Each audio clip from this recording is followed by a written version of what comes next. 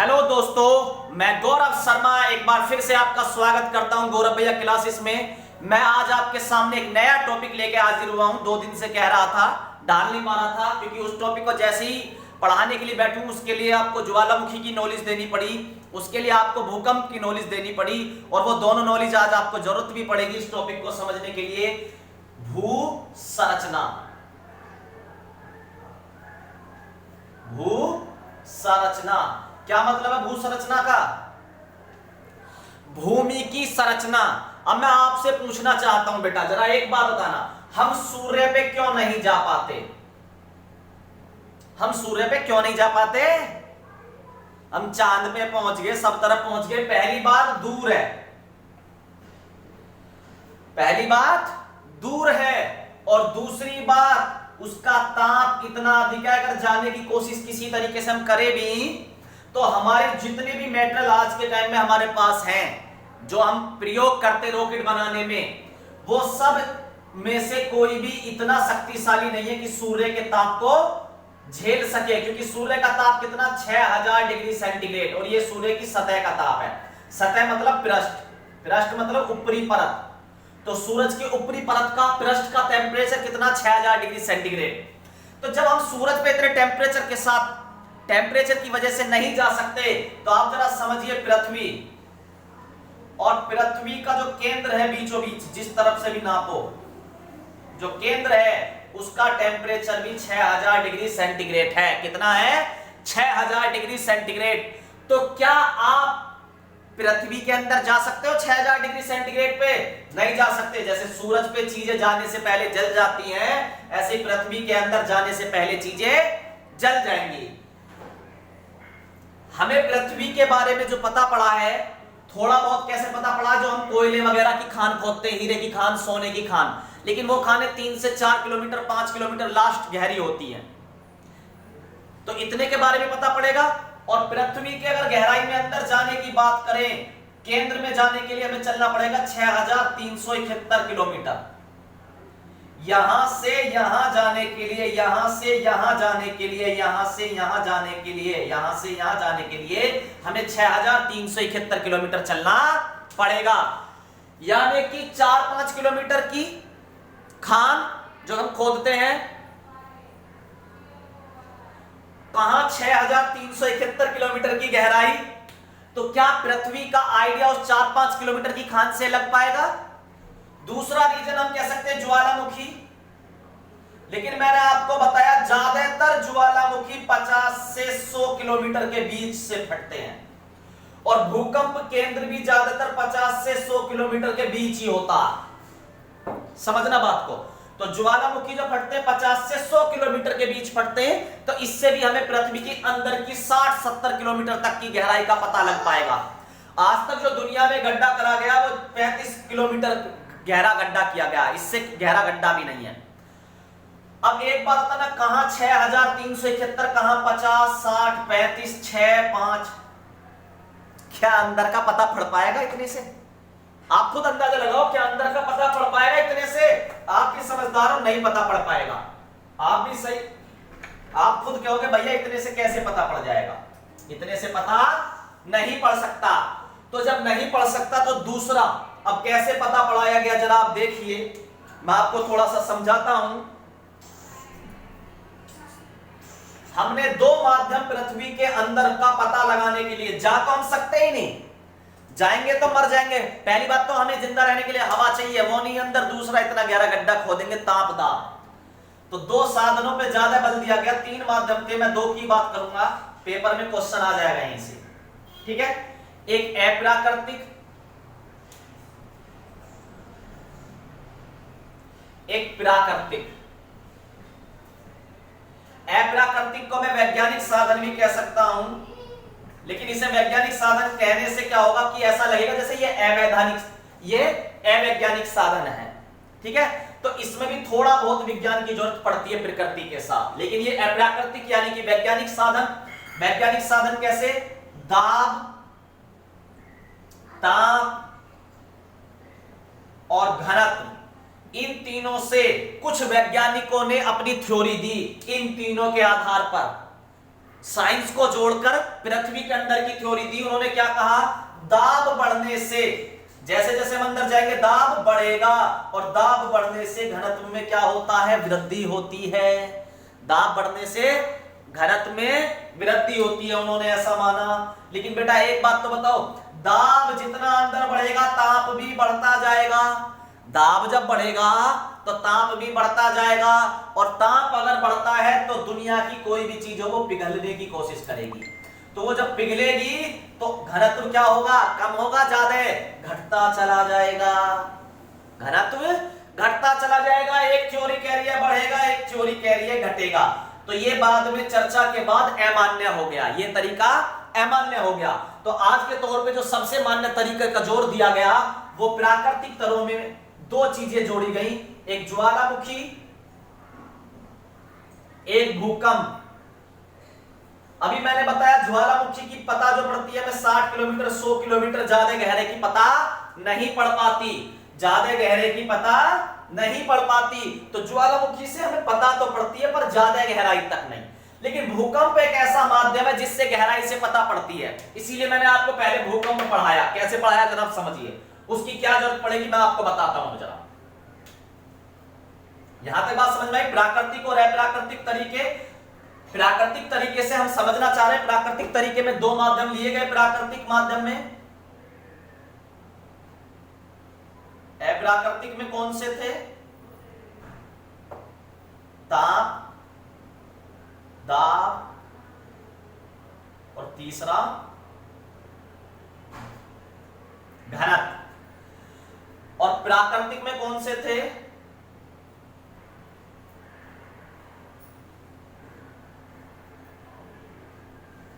ज्वालामुखी और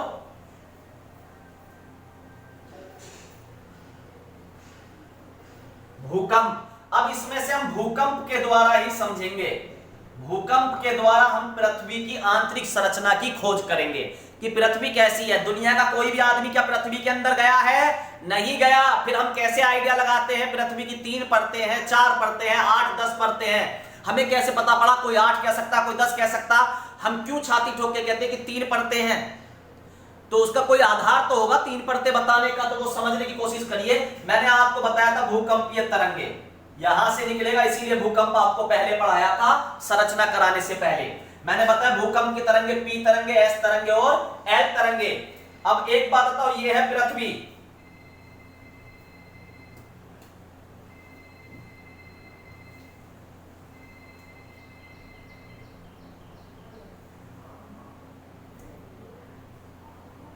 ये पृथ्वी।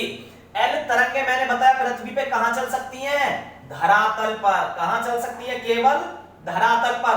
और हम धरातल पढ़ना चाह रहे हैं, पृथ्वी की आंतरिक संरचना, हम पृथ्वी के अंदर घुसना चाह रहे हैं, हम पृथ्वी के अंदर घुसना चाह रहे हैं। तो क्या ये कोई रोल निभाएंगी, नहीं निभाएंगी। लेकिन ये तरंगे मैंने बताया था ठोस, द्रव, गैस तीनों में चल सकती है, और ये केवल ठोस में चल सकती है। बताया था बेटा, ये बात मैंने बताई थी ना। पी तरंगे ठोस, द्रव, गैस तीनों में चल सकती है। ये अनुदैर्ध्य तरंगों का उदाहरण है, और ये अनुप्रस्थ तरंगों का उदाहरण है, और केवल ठोस में चल सकती है। अब आप कहोगे भैया इन दोनों से पृथ्वी की संरचना का क्या लेना देना। आप जरा बात समझिए, कोई तरंग यहां उत्पन्न होती है, यहां भूकंप केंद्र है, ये तरंग निकली, तो मैंने बताया था तरंग तो तीनों चारों तरफ को भगेगी, ऐसा थोड़ी है बस ऊपर की तरफ ही भगेगी। अब कोई सपोज करो पी तरंगे चली और एक एस तरंगे चली, तो एस तरंगे कुछ दूर चलने के बाद मुड़ जाती हैं, यानी कि आगे नहीं जाती। क्यों नहीं जाती ये भी मैं बताऊंगा। फिर जो पी तरंग, एस तरंगे हैं, एस तरंगे कुछ अंदर जाने के बाद मुड़ जाती है, अंदर नहीं जाती। चाहे वो भूकंप किसी भी तरफ से उठाओ, चाहे नीचे से उठाओ, चाहे ऊपर से उठाओ, दूसरी परत से ही मुड़ जाती है। अब हमें कैसे पता पड़ा दूसरी परत, वो भी बताऊंगा। लेकिन पी तरंगे तीनों में चल सकती हैं, तो ये तरंगे धीरे धीरे धीरे धीरे इन्हें पार कर जाती हैं। पी तरंगे जो हैं वो इस तरीके से पूरा पार करके जाती हैं, जिधर से भी उठती हैं। अगर नीचे से उठी है तो ऊपर को पार कर जाएंगी, ऊपर से उठी है तो नीचे को पार कर सकती है। अब जरा आप इस बात को समझ रहे एक तरीके से, क्योंकि भूकंप का केंद्र तो कहीं भी हो सकता, ऐसा थोड़ी है कि ऊपर ही होगा। अब आप एक बात समझिए, पी तरंगे तीनों में चल सकती है, ठोस में, द्रव में, गैस में, और एस तरंगे केवल ठोस में चल सकती है, केवल ठोस में।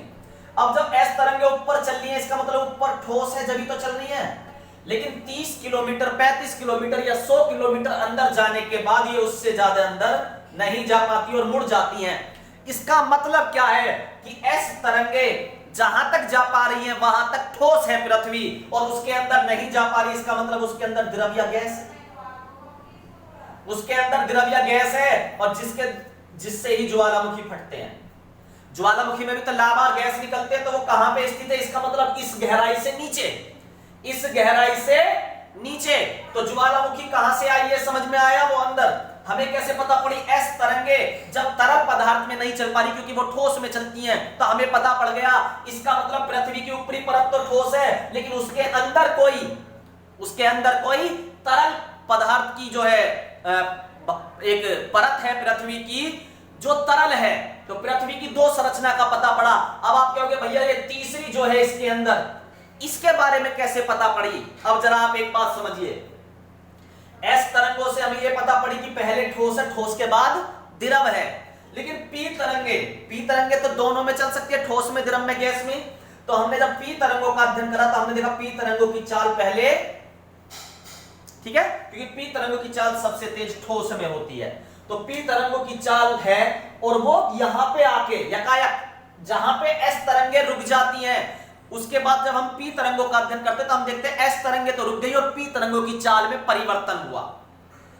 पी तरंगों की चाल में परिवर्तन हुआ और पी तरंगे सबसे तेज ठोस में चलती है। पहले तेज चली थी, फिर मंदा हो गई। इसका मतलब क्या, तरल या गैस आ गया होगा, सीधी सी बात है। और तरल या गैस का हमें पता किससे पड़ता है, ज्वालामुखी से भी पता पड़ता है कि अंदर कहीं ना कहीं पृथ्वी में पिघली हुई परत तो है, जब तो ज्वालामुखी पिघला हुआ निकलता है। और जब हमने देखा कि थोड़ी देर बाद जब वो और अंदर जाती है तीसरी परत में, तो उसकी चाल में यकायक फिर से वृद्धि हो जाती है। इसका मतलब वृद्धि हो गई दोबारा से, तो इसका मतलब वो फिर से किस में पहुंच गई, ठोस में, क्योंकि उसकी चाल सबसे तेज ठोस में है। जब मंदी होगी तो इसका मतलब वो द्रव या गैस से गुजर रही है, और दोबारा तेज होने का मतलब क्या है, ठोस। तो इस पी तरंगों से और एस तरंगों से हमें यह पता पड़ गया कि पृथ्वी की ऊपरी परत ठोस है, फिर एक लिक्विड परत है, और फिर एक अंदर ठोस परत है। तो हमने इस आधार पर पृथ्वी को 3 परतों में बांटा। उम्मीद करता हूं दोस्तों अच्छे से समझ में आ गया होगा। हमने इस आधार पर पृथ्वी को 3 भागों में बांटा, पी और एस तरंगों के माध्यम से। तो हमें जो पृथ्वी की 3 परतों का जो पता पड़ा असली, वो किससे पता पड़ता, भूकंप के माध्यम से, भूकंप के माध्यम से। अब थोड़ा सा समझते हैं दोबारा से। ऊपरी परत को कहते हैं क्रस्ट, दूसरी परत को कहते हैं मेंटल, और तीसरी परत को कहते हैं क्रोड। इसे दोनों देखो, मेंटल को इंग्लिश में भी मेंटल ही कहते हैं, क्रस्ट को इंग्लिश में भी क्रस्ट ही कहते हैं।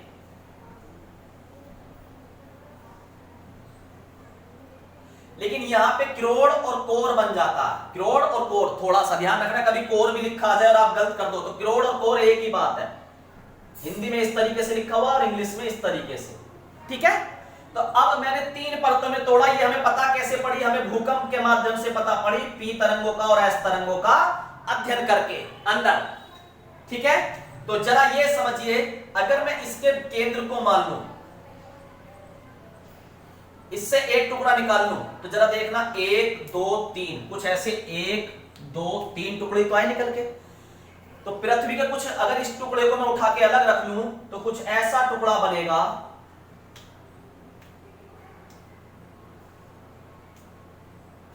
कुछ ऐसा टुकड़ा। देखो जरा, एक ये। इस चित्र में ये बड़ा चमक रहा, लेकिन ऊपर की जो मोटाई है, क्रस्ट की मोटाई, वो 30 से 70 किलोमीटर के आसपास, 30 है इसकी औसत मोटाई कितनी है इसकी, 30, ठीक है। यानी कि औसत 30 है, 30 से 70, इसका मतलब कहीं पे कम भी होगी, 15 16 8 भी होगी, ठीक है। जहां महासागर होते हैं, जहां महासागर होंगे वहां पे ये परत पतली होगी, और जहां महासागर ना होंगे, धरती होगी, वहां पे ये परत मोटी होगी, ठीक है।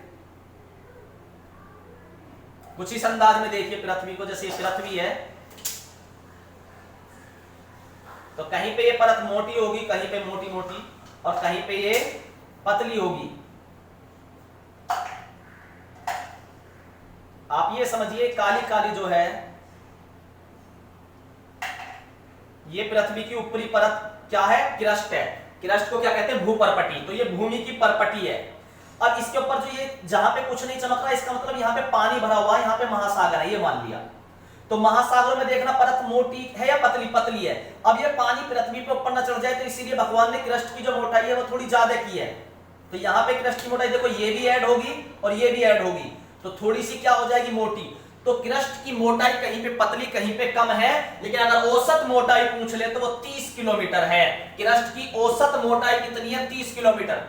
पूरी पृथ्वी कितनी है, 6371 किलोमीटर, और उसमें केवल 30 किलोमीटर, 6000 में 30 किलोमीटर, यानी कि सेब के ऊपर छिलका।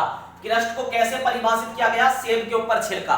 तो पृथ्वी को भूकंप के आधार पर 3 भागों में बांटा गया है। वैसे भूकंप के आधार पर नाम कुछ छोड़ दिए गए, वो उपनाम अभी बताऊंगा कौन कौन से आलम। Crust, mantle, core. Crust, mantle, core. पृथ्वी को 3 संरचनाओं में बांटा गया है, क्रस्ट, मेंटल, कोर। हम कहां रहते हैं, महासागर, पेड़ पौधे कहां रहते हैं, क्रस्ट पे। सब कहां स्थित है, क्रस्ट पे। हम ऊपर ही तो चिपके हुए हैं, क्रस्ट पे चिपके हुए हैं। हम किस पे चिपके हुए हैं, क्रस्ट पे चिपके हुए हैं। आई बात समझ में। अगला क्वेश्चन यहां से आता, मैंने बताया 3 भागों में। अब ये क्या है, 6371, यहां 0। तो पहले 30 किलोमीटर तक की मोटाई को क्या कह देंगे, क्रस्ट। अब 30 किलोमीटर से लेकर 2900 किलोमीटर तक की मोटाई को हम कह देंगे मेंटल, और 2900 से 6371 तक की मोटाई को हम कह देंगे क्रोड़। ठीक है, तो हमने 3 भागों में तोड़ा। 0 से 30 किलोमीटर की मोटाई को हम कह सकते हैं क्रस्ट। ठीक है, वैसे क्रस्ट की मोटाई कहीं कहीं 300 तक भी, 100 किलोमीटर तक भी पाई गई है। ठीक है, दूसरी बात 30 से लेके 2900 तक, 2900 किलोमीटर तक के एरिया को कहेंगे मेंटल। क्या कहेंगे, मेंटल। अबे मेंटल हो रहा, ठीक है। अबे कोड़ सा पढ़ रहा तेरे, तो 2900 से भी ज्यादा रुपए खर्च कर दिए तेरे, तो 6371। अब इसके बारे में थोड़ा डीपली पढ़ लेते हैं। इन तीनों परतों की 2-2 टुकड़े करेंगे, 2-2। पढ़ाई के लिए इनके क्या 2-2 टुकड़े। वो क्यों 2-2 टुकड़े करेंगे, इनका गुण क्या अलग है वो मैं बताता हूं अभी, जरा आप सुनते चलिए। पहली बात समझ में आई इसकी परतों के बारे में।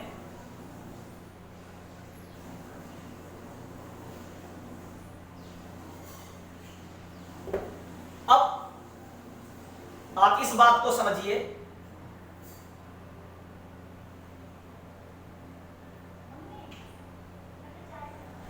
मैंने बताया क्रस्ट कितनी मोटी है, 30 किलोमीटर मोटी है, मोटी। अब इस क्रस्ट का पता किससे पड़ा, भूकंप की तरंगों से। पी तरंगों को अगर हम ले लें, एस तरंग कोई सी ले लो, पी ले लेते हैं हम। चलो अब एक बात, तो पी तरंगों की चाल सबसे ज्यादा किस में होती है, ठोस में। आप एक बात समझिए, पृथ्वी का औसत घनत्व है 5.52। अगर क्वेश्चन आ जाए पृथ्वी की जितनी भी आंतरिक संरचना उसका औसत घनत्व कितना है, औसत घनत्व है 5.52। आ सकता है क्वेश्चन, पृथ्वी का औसत घनत्व कितना है, 5.52, और इसमें से भूपरपटी का कितना है, 3। भूपरपटी का कितना है, 3। पृथ्वी का औसत घनत्व कितना है, 5.52, और जिसमें से क्रस्ट का घनत्व कितना है, क्रस्ट का घनत्व है 3। अब एक बात, तो 3 परत है, 3 परत का अगर टोटल निकालोगे तो लगभग 15, 16, 16.5 निकलेगा। 16.5 में से 3 इसे दे दिया, तो एक बात तो कितना बचा, लगभग 13.5। तो बाकी दोनों परतों का घनत्व इससे ज्यादा होना चाहिए या नहीं होना चाहिए, ये बताओ बस। सीधी सी बात है, अगर इसे 2 टुकड़ों में भी तोड़े तो भी घनत्व क्या होना चाहिए, ज्यादा। इसमें से लगभग 11 के आसपास, 8 से 11, वैसे जो आंतरिक परत का वो होना चाहिए, उसमें यह माना गया आंतरिक परत में यानी कि क्रोड़ में कि लोहे की बनी हुई है, मजबूत ठोस लोहे की। लेकिन मैं एक बात कहना चाह रहा हूं, लोहे का घनत्व 8 होता है, लेकिन यहां का दाब अधिक होने के कारण, बिल्कुल बेटा, यहां का दाब अधिक होने के कारण यह घनत्व कितना पाया गया है, 11 के आसपास पाया गया है। तो यानी कि इसका घनत्व लगभग 8 से 11 हो गया। क्रस्ट का घनत्व 3 हो गया, और अंदर वाली का कितना हो गया, 11 घनत्व हो गया। 11 और 3 14, 15, 16, 2.5 बचना चाहिए। लेकिन इसीलिए मैंने क्या कहा, इसका 8 से 11, यानी कि इसका भी 3 से ज्यादा, लगभग 5 से 6 के आसपास, 4 से ले लो। ठीक है, तो सबसे औसत घनत्व कितना पृथ्वी का, 5.52, जिसमें सबसे कम किसका, क्रस्ट का 3, और सबसे ज्यादा किसका है? क्रोड़ का, 8 से 11, क्रोड़ का 8 से 11। ये उम्मीद भी करता हूं क्वेश्चन समझ में आ गया। घनत्व वाला औसत घनत्व क्वेश्चन आ सकता है, इसीलिए मैंने समझाया। अगले क्वेश्चन पे बात करता हूं। अब इस घनत्व से क्या पता पड़ा, कैसे घनत्व के बारे में पता पड़ा और आगे हमें क्या बेनिफिट होगा इससे, जरा समझना। इससे समझना बहुत आसान हो जाएगा।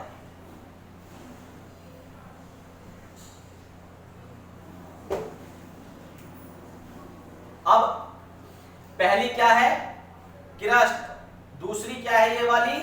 मेंटल, और तीसरी क्या है? क्रोड़। अब इसे दो टुकड़ों में तोड़ा गया, ऊपरी क्रस्ट और निचली क्रस्ट, ऊपरी क्रस्ट और निचली क्रस्ट। ऐसे इसे भी दो टुकड़ों में तोड़ा गया, ऊपरी मेंटल और निचली मेंटल, ऊपरी मेंटल और निचली मेंटल। और ऐसे ही इसे भी तोड़ा गया दो भागों में, बाह्य क्रोड़ और आंतरिक क्रोड़। फिर दोबारा सुनिए, क्रस्ट को दो भागों में तोड़ा गया, ऊपरी क्रस्ट और निचली क्रस्ट। मेंटल को दो भागों में तोड़ा गया, ऊपरी मेंटल और निचली मेंटल। क्रोड़ को दो भागों में तोड़ा गया, बाह्य क्रोड़, ऊपर वाले को बाह्य और अंदर वाले को आंतरिक क्रोड़। आखिर किस आधार पे हमने दो दो टुकड़े इनके कर दिए वो समझिए। जब ये तरंगे अंदर जा रही हैं तो इस तरंगों की गति यहां के बाद एकाएक थोड़ा बढ़ जाती है। तो ये पाया गया लगभग यहां का घनत्व 2.8 और यहां का घनत्व इसका 3 है। तो अब ये यकायक जो स्थिति जहां से बदली, तो उसी स्थिति से ऊपर वाले को ऊपरी क्रोड़ और नीचे वाले को निचली क्रोड़ कहा गया। लेकिन इससे भी इंपॉर्टेंट क्वेश्चन ये आएगा, क्रस्ट को दो भागों में तोड़ने वाले। अब एक बात हो, ये संबंधी तो बता रहा है, ऊपर वाले का अलग संबंध, नीचे वाले का अलग, अलग से संबंध बता रहा, तो असंबद्धता, इस वर्ड का हम इस्तेमाल करेंगे, असंबद्धता। क्वेश्चन आएगा ऊपरी क्रस्ट और निचली क्रस्ट को किस पॉइंट पे तोड़ा गया? तो आप कहोगे भैया कोनार्ड असंबद्धता। कोनार्ड वो साइंटिस्ट थे जिन्होंने बताया, कोनार्ड असंबद्धता, कोनार्ड असंबद्धता। ये वाली लाइन जो तोड़ रही है क्या कहलाएगी? कोनार्ड असंबद्धता। और जब ये यहां से अंदर गई, यहां के बाद क्रस्ट के बाद मेंटल में, तो फिर इसकी गति बदली होगी। तो मेंटल को कौन अलग करता है? मोह असंबद्धता। सबके पीछे असंबद्धता तो आएगा ही। इसे कौन अलग करता? सबसे पहले वाले को कोनार्ड नहीं, कोनार्ड। ऊपर वाली क्रस्ट को दो भागों में कौन बांटता? कोनार्ड। कौन बांटता? कोनार्ड असंबद्धता। और मेंटल को क्रस्ट और मेंटल का जो अंतर है, ये चीज, ये वाला बिंदु, ये कौन बताता? ये बताता मोह असंबद्धता।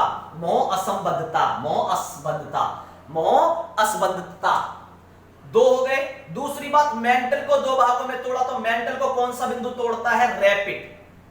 रैपिडी असंबद्धता। मेंटल को दो भागों में कौन तोड़ता है? रैपेटी असंबद्धता। दूसरा, मेंटल और क्रोड़ को कौन अलग करता? मेंटल और क्रोड़ को कौन करता? गुटेनबर्ग। ध्यान से सुनना। देखो पहले क्रस्ट को और मेंटल को कौन अलग करता? क्रस्ट और मेंटल आपस में मोह में फंसे हुए, तो मोह अलग करता। मेंटल और क्रोड़ को कौन अलग करता? गुटेनबर्ग अलग करता। पहले सीधा सीधा इनकी बात कर ले, तो इन दोनों को अलग करता मोह और इन दोनों को अलग करता है गुटेनबर्ग। अभी हमने इनकी और इनके अंतर की बात करी। अब इसके भी दो टुकड़े, इसके भी दो टुकड़े, इसके भी दो टुकड़े। इसके क्रस्ट के दो टुकड़ों को कौन दर्शाता? कोनार्ड। कौन दर्शाता? कोन है कोने में। मेंटल के दो टुकड़ों को कौन दर्शाता? रैपिडी। क्रस्ट तो क्या है? कोने में। क्रस्ट को कोने में ले जाकर मारो, क्रस्ट को कोने में ले जाकर। मेंटल क्या है? रेपिस्ट सा लग रहा, मेंटल है ये तो रेपिस्ट सा लग रहा। मेंटल है, इसके दो टुकड़े कर दो, ये तो रेपिस्ट सा लग रहा, रेपिड सा। क्रोड़ के दो टुकड़े कौन करता? क्रोड़ मैंने बताया लोहे से बना हुआ, तो लोहे में भाई क्रोड़ मैंने बताया लोहे का बना हुआ मजबूत है, तो क्रोड़ को कौन अलग करता है? लोहे का मैन। ध्यान से सुनना जरा। क्रस्ट को कौन अलग करता? क्रस्ट को कोने में ले जाकर पहले कोनार्ड, ठीक है। मेंटल कौन है? रेपिस्ट है ये, तो इसके दो टुकड़े कर दो, तो मेंटल के दो टुकड़े रेपिस्ट करता। क्रोड़ लोहे से बना हुआ, लोहे मैन ने दो टुकड़े करे, ये तो हो गए इन परतों के दो टुकड़े। अब क्रस्ट को मेंटल से अलग कौन करता? तो मोह माया जो है क्रस्ट को मेंटल से अलग कर देती है। और मेंटल को क्रोड से कौन अलग करता? गुटेनबर्ग। मेंटल को क्रोड से कौन अलग करता? गुटेनबर्ग। ये क्वेश्चंस भी जिस तरीके से मैं बोल रहा हूं इसी तरीके से आ सकते हैं। उम्मीद करता हूं ये बात भी समझ में आ गई होगी। अब ऊपरी परत को क्रस्ट कहते हैं, दूसरी परत को मेंटल, तीसरी परत को क्रोड। इनके बारे में समझ लेते हैं। क्रस्ट, मेंटल, क्रोड। क्रस्ट, मेंटल, क्रोड, ठीक है। अब जरा बाकी सब रफ कर देता हूं या यहीं पे समझते चलेंगे। क्रस्ट को किस नाम से जाना जाता? ये क्वेश्चन आ सकता। क्रस्ट को किस नाम से जाना जाता और अन्य किस नाम से? तो क्रस्ट को हम कहते हैं भूपर्पटी। क्रस्ट का दूसरा नाम क्या? भूपर्पटी। भूमि की परपटी, ऊपर की पटी, ठीक है, भूमि के ऊपर की पटी। तो क्रस्ट को अन्य किस नाम से जाना जाता? भूपर्पटी। क्रस्ट की मोटाई कितनी है? 30 से 60 किलोमीटर या 70 किलोमीटर या 75 किलोमीटर हम कह सकते हैं, ठीक है। वैसे जो ये मोह वाला क्षेत्र है ये 200 किलोमीटर तक का आता है, ये 200 किलोमीटर तक का आता है। आगे चलते हैं बेटा। पहला क्वेश्चन, क्रस्ट का दूसरा नाम भूपर्पटी। क्रस्ट का दूसरा नाम भूपर्पटी। क्रस्ट का तीसरा नाम लिथोस्फीयर। क्रस्ट का तीसरा नाम lithosphere. Lithosphere, very important. Crust का दूसरा नाम भूपर्पटी, तीसरा नाम लिथोस्फीयर और चौथा सबसे इंपॉर्टेंट नामों में से एक लिथोस्फीयर, वेरी इंपॉर्टेंट। क्रस्ट में सिलिका और एल्युमिनियम की अधिकता पाई जाती है। क्रस्ट में सिलिका और एल्युमिनियम की अधिकता पाई जाती है। क्रस्ट में सिलिका और एल्युमिनियम की अधिकता पाई जाती है। यानी कि क्रस्ट किन पदार्थों से मिलकर बना है? सिलिका और एल्युमिनियम। सिलिका और एल्युमिनियम। तो इन दोनों वर्डों से मिलकर इसका नाम बन गया सियाल। सियाल, क्या बन गया नाम? सियाल। तो इसे सियाल क्यों कहते हैं ये बात मैं उम्मीद करता हूं आपको समझ में आ गई होगी, ठीक है। सियाल क्यों कहते हैं इसे ये बात समझ में आ गई होगी। तो क्रस्ट, पृथ्वी की सबसे बाह्य परत को क्रस्ट कहते हैं, बाह्य संरचना को क्रस्ट कहते हैं। क्रस्ट का दूसरा नाम भूपर्पटी, तीसरा नाम लिथोस्फीयर, तीसरा नाम लिथोस्फीयर और चौथा नाम क्या है? सियाल है। सियाल को कहते हैं सीमा, सिलिका और एल्युमिनियम की अधिकता के कारण इसका नाम सियाल पड़ा है। उम्मीद करता हूं दोस्तों यहां तक बात समझ में आई होगी। मैं आपको यह बता ही चुका कि क्रस्ट पे लगभग 200 और ज्यादा बात करो तो 2000 पदार्थ पाए जाते हैं, लेकिन जिसमें से 8 इंपोर्टेंट है। मैं बता चुका सबसे ज्यादा क्रस्ट पे कौन सा पदार्थ पाया जाता है? ऑक्सीजन 46%, उसके बाद सिलिकॉन, ठीक है, उसके बाद सिलिकॉन, ठीक है, कितने परसेंट है सिलिकॉन? सिलिकॉन का 27.72%। उसके बाद एल्युमिनियम, एल्युमिनियम कितने परसेंट है? 8.13%, ठीक है। बताया था ना 8 पदार्थ पिछली बार वीडियो में, वो याद रखने आपको। दूसरा पॉइंट पे आप बात करते हैं। यहां तक उम्मीद करता हूं दोस्तों आपको बात समझ में आई होगी, अच्छे से समझ में आई होगी, ठीक है। दूसरी हेडिंग है मेंटल। दूसरी हेडिंग है मेंटल। मेंटल क्या है? मेंटल का अन्य नाम बताओ। पहली बात, मेंटल का दूसरा नाम बताओ। तो दूसरा नाम क्या कहोगे आप इसे? पायरोस्फीयर। पायरोस्फीयर, पायरोस्फीयर, मान जाओ बेटा। दूसरा नाम क्या? मेंटल का पायरोस्फीयर। मेंटल का दूसरा नाम पायरोस्फीयर। मेंटल है पायरो लग गया धातु में, पायरोस्फीयर। मेंटल का दूसरा नाम है पायरोस्फीयर, जो कहां से? लगभग 70 से 2900 किलोमीटर तक फैली है। 2900 किलोमीटर तक फैली है। मेंटल में क्या बोला मैंने? मेंटल में सिलिका और मैग्नीशियम की अधिकता पाई जाती है। किसकी? सिलिका और मैग्नीशियम की अधिकता पाई जाती है, जिस कारण इसे सीमा कहा जाता है। तो आप जरा देखिए मेंटल के कितने नाम हो गए अब तक? दो से अब तीसरा नाम मैंने बता दिया। तीसरा नाम क्या? पहला नाम मेंटल को क्या कहते हैं? पायरोस्फीयर। क्या कहते हैं? पायरोस्फीयर। मेंटल के पायरिया लग गया, पायरोस्फीयर। और इसमें सिलिका और मैग्नीशियम की अधिकता पाई जाती है, इसीलिए इसे सीमा पहले 2 वर्ड जोड़ के उनके क्या बना दिया? सीमा। तो सीमा कौन सी परत को कहते हैं? दूसरी को। मेंटल को क्या कहते हैं? सीमा। तो अगर आपसे या तो पूछेगा क्रस्ट मेंटल क्रोड करके, या फिर आपसे पूछ लेगा सियोल, सीमा, और तीसरा हम बताएंगे अभी तीसरे पे बात चली रहा है, ठीक है। नीफा पे अब बात करते हैं, दो इंपॉर्टेंट पॉइंट और है।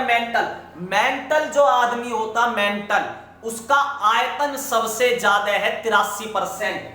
तो मेंटल पृथ्वी का सबसे ज्यादा आयतन मेंटल में है 83% आयतन।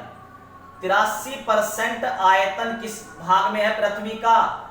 मेंटल में। 83% आयतन किस भाग में है? मेंटल में। और द्रव्यमान का लगभग 68% सॉरी, ठीक है। 68% पृथ्वी का द्रव्यमान किस मंडल में पाया जाता है? मेंटल में। पृथ्वी का 68% टोटल द्रव्यमान का 68% किस में है? मेंटल में। और आयतन का 83% किस में है? मेंटल में है। ये दो क्वेश्चन अपने आप में ये भी इंपॉर्टेंट है। आखिरी पॉइंट क्या है? क्रोड़। अब क्रोड़ का फिर वही बनाएगा, क्रोड़ यह पृथ्वी की सबसे आंतरिक परत है। यह पृथ्वी की सबसे आंतरिक परत है, समझ गए? आंतरिक परत है। और क्या है इसमें? नीफा और फेरस, इसमें निकिल और फेरस, निकिल और फेरस, यानी कि निकिल और फेरस Ni+Fe, यानी कि नीफा। इसमें निकिल और फेरस की अधिकता पाई जाती है, जिस कारण को इसे क्रोड़ को नीफा नाम दिया गया, जिस कारण क्रोड़ को नीफा नाम दिया गया है। इस परत का घनत्व, आयतन बता चुका, द्रव्यमान बता चुका। पृथ्वी की तीनों परतों में से किसका आयतन सबसे ज्यादा? मेंटल आदमी का आयतन ज्यादा है, कितना? 83% आयतन है। किसका द्रव्यमान ज्यादा है? द्रव्यमान भी मेंटल का ज्यादा है 68%। लेकिन घनत्व किसका ज्यादा है? अगर घनत्व पूछ ले तो घनत्व क्रोड़ का सबसे ज्यादा है। घनत्व क्रोड़ का सबसे ज्यादा है। अब इसके हमें दो नाम पता पड़ गए क्रोड़ का, एक क्रोड़ और एक नीफा। एक क्रोड़ और एक नीफा। तीसरा नाम क्या है इसका? बैरोस्फीयर। बैरोस्फीयर, ठीक है। तीन नाम पता पड़ गई हमें, पहला क्रोड़, दूसरा नीफे और तीसरा बैरोस्फीयर। तीसरा बैरोस्फीयर। बैरोस्फीयर भी किसे कहते हैं? क्रोड़ को कहते हैं। बैरोस्फीयर किसे कहते हैं? क्रोड़ को कहते हैं। किसको कहते हैं? क्रोड़ को कहते हैं। उम्मीद करता हूं दोस्तों आपको पूरी पृथ्वी की आंतरिक संरचना समझ में आ गई होगी, ठीक है। ऊपरी परत को क्या कहते हैं? सेब पे छिलके के समान कहते हैं, क्योंकि सबसे पतली परत है, ठीक है। आपसे पूछ सकता है पृथ्वी की निम्नलिखित में से आंतरिक परत बताओ, या तो नाम दे देगा क्रोड़, क्रोड़ नहीं देगा तो नाम देगा नीफा, क्योंकि ये होगा इन नाम को ना देके इन नाम को भी दे सकता है, और इन नाम को ना देके कौन से दे सकता है? ये बैरोस्फीयर, लिथोस्फीयर सबसे ऊपर वाली, पायोस्फीयर, ये नाम भी इस्तेमाल वो कर सकता है, उसकी मर्जी है। उम्मीद करता हूं दोस्तों आपको वीडियो अच्छी लगी होगी। अगर वीडियो आपको अच्छी लग रही है तो पूरी वीडियो को वॉच करिए, लाइक करिए, कमेंट करिए, शेयर भी करिए। धन्यवाद। हंस लो हंस लो।